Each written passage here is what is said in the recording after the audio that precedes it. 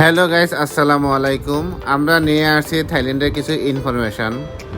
বন্ধ হতে যাচ্ছে থাইল্যান্ডের স্টিকার ভিসা। এর মধ্যে আমরা ঘুরে আসলাম থাইল্যান্ড থেকে।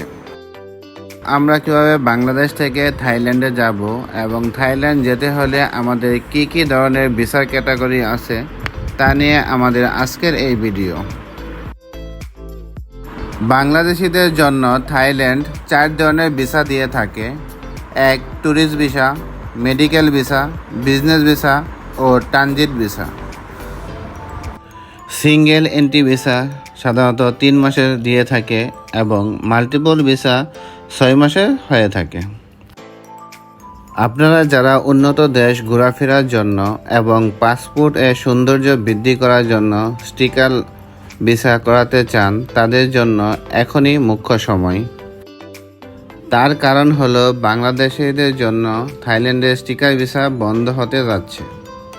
31 ডিসেম্বর 2024 এর পর থাই ভিসা পদ্ধতি বড় ধরনের পরিবর্তন আসছে এবং ই ভিসা পদ্ধতি রূপান্তরিত হবে।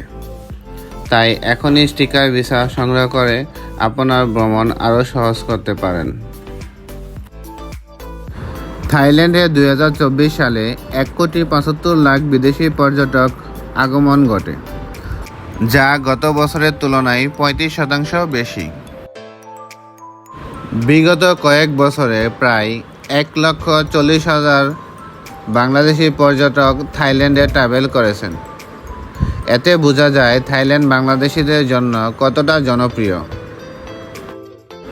নৈসর্গিক আইল্যান্ড এবং বিচ, অনেক রকমের অ্যাক্টিভিটিস শুরু করে ব্যাংকক অসংখ্য দর্শনীয় স্থান রয়েছে। তাই বাংলাদেশিদের কাছে সবচেয়ে জনপ্রিয় দেশ হলো থাইল্যান্ড।